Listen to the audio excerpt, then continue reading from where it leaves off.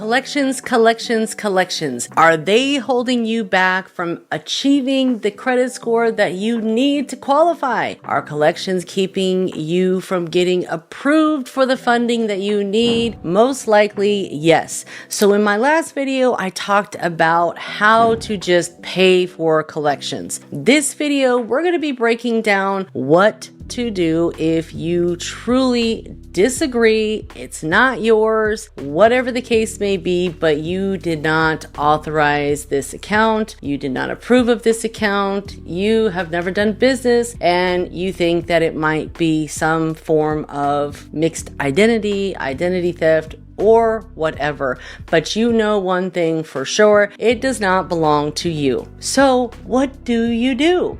Here is what this guide is going to break down for you. We're going to give you all of the laws from the Fair Credit Reporting Act and the Fair Debt Collection Practices Act, the most common violations, and how to even get with a debt consumer lawyer to help you fix and sue these reporting agencies or the debt collection agency. You can also go through arbitration yourself, but you'll have to pay the filing fees, which I believe are around $225. You can always ask them, which is whoever you're going up against, to pay those arbitration fees plus the $1,000 violation, or if you have multiple violations, each violation is $1,000 plus damages. And you just want to show as much proof as you possibly can. Now, what you want to do is obviously dispute this account directly with the credit bureaus, Experian, Equifax, TransUnion. You can have ChatGPT write a simple letter, but just focus on this one collection account. You also want to dispute it with the collection agency who is reporting that to the credit bureau. Now, here is the thing. If this is a third-party debt collection company, they have to follow the Fair Debt Collection Practices Act. And a lot of companies will make violations. They'll call you before hours or after hours, 9 a.m. to 9 p.m. They'll text you. They'll not include their debt collection license number. There's a ton of violations that these companies have been making and why they get sued. But you can go ahead and write them a notice saying that you disagree, or it's fraud, or whatever your case may be, right? And you can let them know, hey, I know the law, this is the law, right? Definitely want to go through the guide and get all of the violations that this company has done. You can file a CFPB complaint against the collection agency. You can take action with the credit bureaus. And again, whenever you're sending letters into the credit bureaus, always include your ID, your social security card, and some form proof of residence dated within the last 45 days. What's most important here is getting it done, having proof that you sent it, collecting all of the responses from the credit bureau, because you want to build up a case. You can also submit it to the CFPB, and then you can gather everything that you have done along with the proof and send it on over to a consumer attorney where you can let them know, hey, these are the violations, or they can help you. But it's easier when you kind of know a little bit and you're like, hey, these are the violations that this company made, right? And these are the damages that they caused. And here's a copy of my credit report, because I'm going to tell you one thing right now. They will violate the law. You just have to know where to look, how to look for it, and you can definitely collect on those violations and the damages, okay?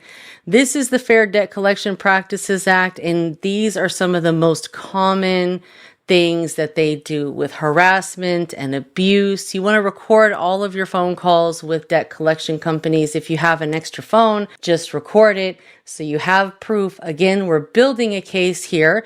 You know, communication, they cannot call you before 9 a.m. or after 9 p.m. In each state might vary a little bit as well, but in the state of California, if the debt collection company is calling you, they have to, or texting you, they have to support supply their debt collection license number. And again, they must follow the laws. They cannot text you before 9 a.m. or after 9 p.m. If you tell them that you're working and it's inconvenient and they keep calling and calling, that is a violation. FDCPA only applies to the third-party collection. It does not apply to the original creditor.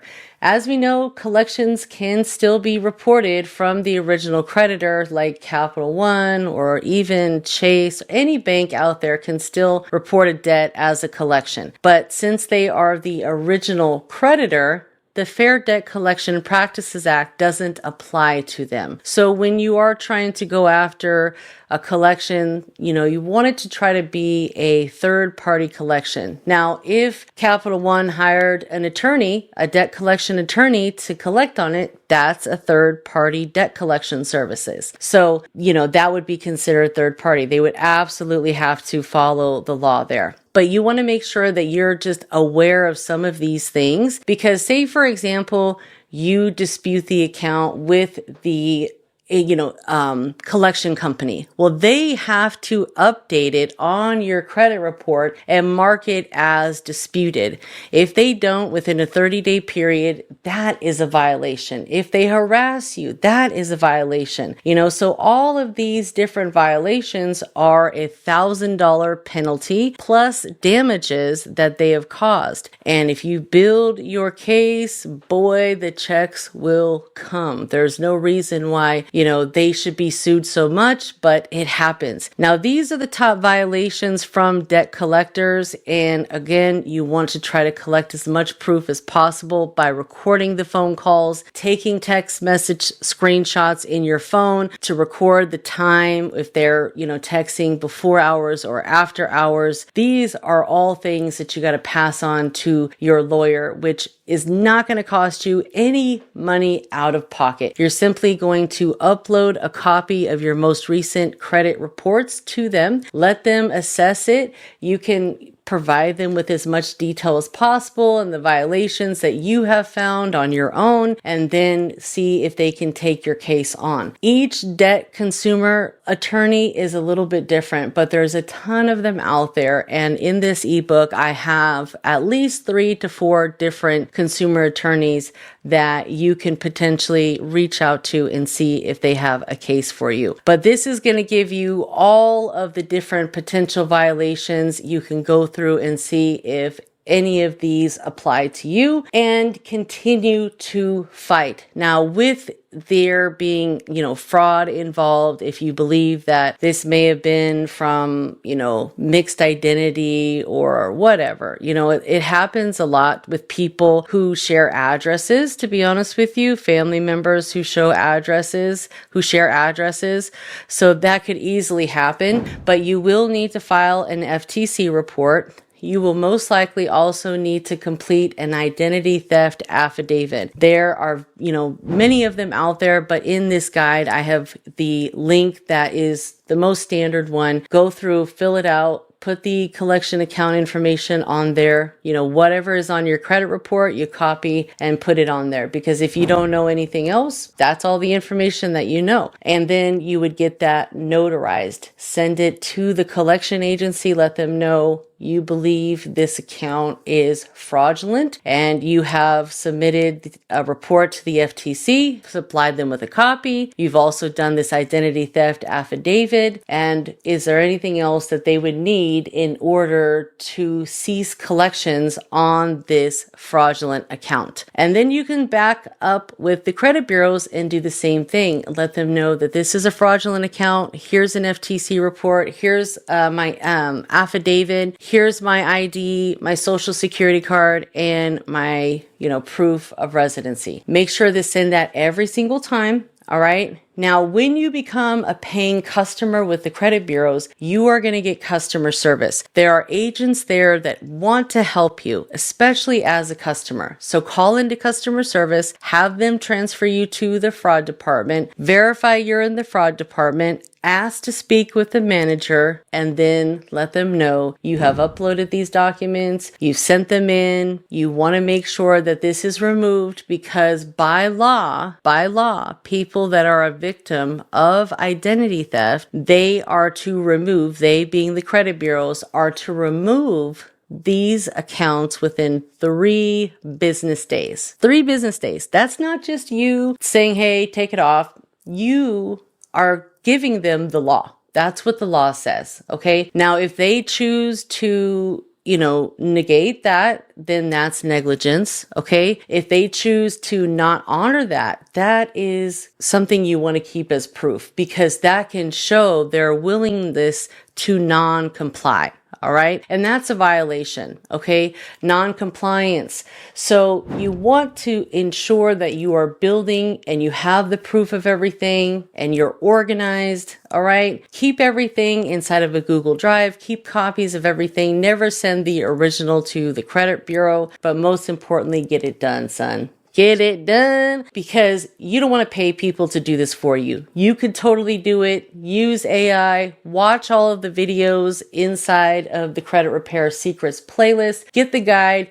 There's a ton of sample, dispute letters and ideas that you can use to kind of, get your situation going like, I didn't think of it like that. Yeah, I can just pop this right into AI and make it seem like it's from a real consumer and not AI. Handwrite a cover letter if you can, and get through to these credit bureaus because once they find out that this is identity theft, they will block it from your credit report. So each month that the collection companies report, it's being blocked from your credit report. Now, things like this are getting harder and harder to do, but if you are a true victim of identity theft, you may also have to file an online crime report with your local police department or sheriff's office. If the credit bureaus are still giving you a hard time, you might just need to file a report with them and let them know that the credit bureaus requested that you get a police report due to this identity theft or,